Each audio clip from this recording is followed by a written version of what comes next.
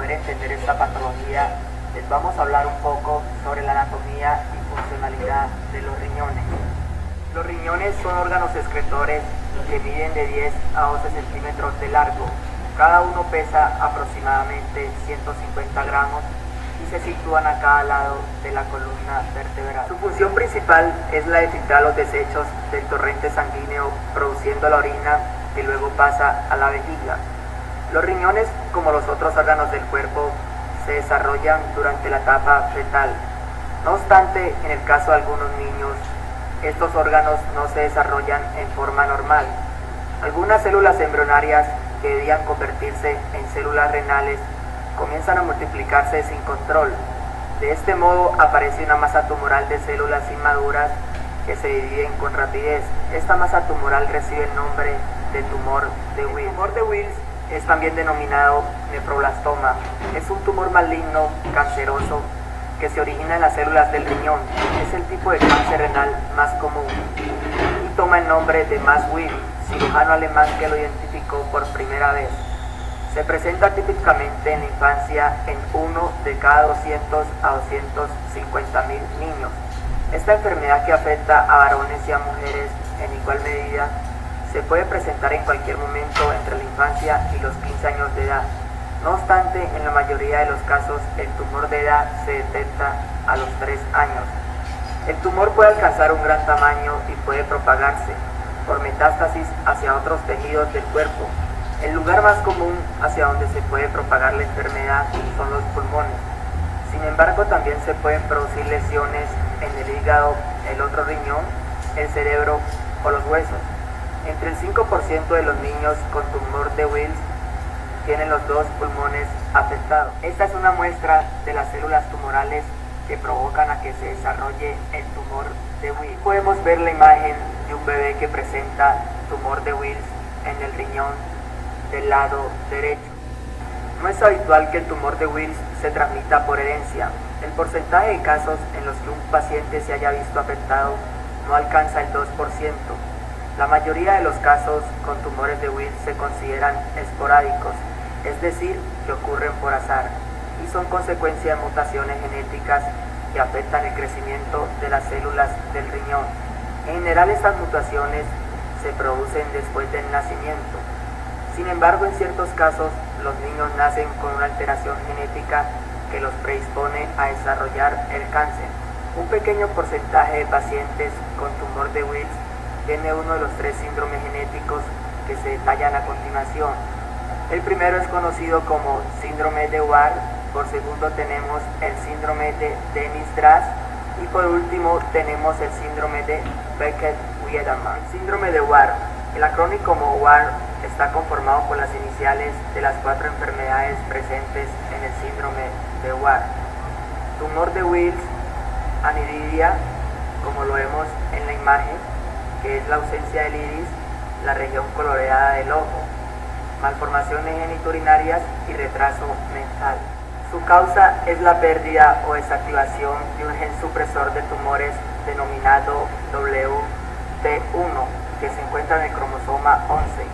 Generalmente los genes supresores de tumores suprimen el crecimiento de tumores y controlan el crecimiento celular. Cuando estos genes sufren alteraciones, ya no pueden llevar a cabo su tarea adecuadamente, lo cual puede dar lugar a la formación de tumores, en este caso, tumor de Wills. Síndrome de Dennis-Drass. Este síndrome se caracteriza por la insuficiencia renal, las malformaciones genitourinarias y los tumores en los ovarios o testículos, como lo vemos en la imagen. Síndrome de Beckett-Wiedemann. Este síndrome se caracteriza por el elevado peso del niño al nacer, el gran tamaño del hígado, el vaso y la lengua, el bajo nivel de azúcar en la sangre durante el periodo neonatal, las malformaciones alrededor del oído, el crecimiento asimétrico del cuerpo, los defectos en la pared abdominal cerca del ombligo, lo que conocemos como ómphalocele, y los tumores en el hígado y las glándulas adrenales. Se cree que esto es provocado por una copia hiperactiva del oncogen IGF-2 ubicado en el cromosoma 11. Los oncogenes controlan el crecimiento celular, pero este crecimiento se puede descontrolar si sufren mutaciones. de manera que los niños que presentan alguno de estos tres síndromes explicados tienden a ser propensos a desarrollar el tumor de Wills. El cuadro clínico puede estar acompañado de síntomas como masa abdominal, es un bulto o masa no dolorosa visible y palpable en el abdomen, aparente dilatación de las venas del abdomen, hematuria, que es la presencia de sangre en la orina en menos del 10% de los casos, fiebre, pérdida del apetito, astenia, es una sensación de debilidad física y psíquica que también puede ser debido a la pérdida del apetito, dolor en el abdomen, producto de la presión en otros órganos cercanos al tumor y hipertensión. Si existe la sospecha de la presencia de un tumor en el abdomen del niño, como lo representa la imagen, es importante no ejercer ningún tipo de presión en esta zona, ya que la ruptura del tumor puede dar lugar a la propagación de células cancerosas hacia otros tejidos del cuerpo. El niño debe ser tratado y bañado con cuidado antes de la ablación de un tumor y durante la misma. Es posible que los síntomas del tumor de Wills se asemejen a otras condiciones médicas o enfermedades severas. Siempre se debe consultar al médico para obtener un buen diagnóstico. Además del examen físico y la historia médica completa, los procedimientos de diagnóstico del tumor de Wills pueden incluir, pero no limitarse a los siguientes: ecografía abdominal, tomografía computarizada, resonancia magnética nuclear, radiografía de tórax, análisis de sangre y de orina, biopsia y nefrectomía. La ecografía abdominal es una técnica de diagnóstico por imágenes que emplea ondas sonoras de alta frecuencia y una computadora para crear imágenes de vasos sanguíneos, tejidos y órganos. Esta técnica permite obtener un esquema de los riñones y el tumor para determinar si existen problemas en las venas renales u otras venas principales del abdomen. Además puede determinar si se han producido lesiones o tumores en el otro riñón.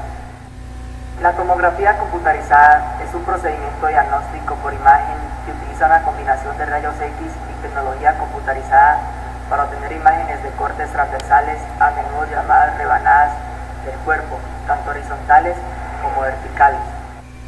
Resonancia magnética nuclear es un procedimiento diagnóstico que consiste en la combinación de imágenes grandes, radiofrecuencias y una computadora para producir imágenes detalladas de los órganos y las estructuras internas del cuerpo. La resonancia magnética nuclear puede determinar si se ha producido una metástasis, si hay células tumorales en los ganglios linfáticos o si otros órganos han sido afectados. Los tumores de Wills pueden comprimir otros órganos de la zona y por consiguiente afectar el funcionamiento de estos. La radiografía de tórax es un examen de diagnóstico que utiliza rayos invisibles de energía electromagnética para generar imágenes de tejidos internos, huesos y órganos en una placa. El análisis de sangre y orina se hace con el objetivo de evaluar el funcionamiento del riñón y del hígado. La biopsia es un procedimiento mediante el cual se extrae una muestra de tejido que luego se examina con un microscopio. Este procedimiento se lleva a cabo para evaluar las células, el diagnóstico y qué tan avanzada está la enfermedad. La nefrectomía es una extirpación quirúrgica del tumor y el riñón, como lo muestra la imagen. Esta cirugía puede ser necesaria para realizar un diagnóstico definitivo y determinar también qué tan avanzada está la enfermedad. El tratamiento específico para el tumor de Wills será determinado por el médico de su hijo basándose en lo siguiente: la edad de su hijo, su estado general de salud, su historia médica, qué tan avanzada está la enfermedad, la tolerancia de su hijo a determinados medicamentos, procedimientos o terapias, sus expectativas para la evolución de la enfermedad. Y el tratamiento puede incluir solo o en combinación: cirugía, para extirpar en forma parcial o total el riñón afectado y cualquier estructura afectada. Biopsia del tumor. Si el tumor no se puede extirpar porque es demasiado grande o afecta a las estructuras circundantes, se necesita también una biopsia para el diagnóstico y la determinación de la etapa de la enfermedad. Quimioterapia, para reducir lo que queda del tumor o para tratar la metástasis o la recurrencia de la enfermedad. Medicamentos, para controlar el dolor, la hipertensión, las náuseas y las infecciones. Control de la presión sanguínea es esencial cuando se presenta un tumor renal. Y seguimiento médico continuo para determinar la respuesta al tratamiento, detectar la recurrencia de la enfermedad, evaluar el funcionamiento del otro riñón y controlar los efectos tardíos del tratamiento. Por último, como sucede con cualquier tipo de cáncer, el pronóstico y la supervivencia a largo plazo pueden variar considerablemente según cada niño. La atención médica inmediata y una terapia agresiva contribuyen a un mejor pronóstico. El seguimiento continuo es esencial en el caso de un niño al que se le diagnostica un tumor de Wills. Un paciente que sobrevivió al cáncer puede presentar evidencias de los efectos secundarios de la radioterapia y la quimioterapia. También es posible que la enfermedad vuelva a aparecer de todas maneras. Continuamente se descubren nuevos métodos para mejorar el tratamiento y reducir los efectos secundarios.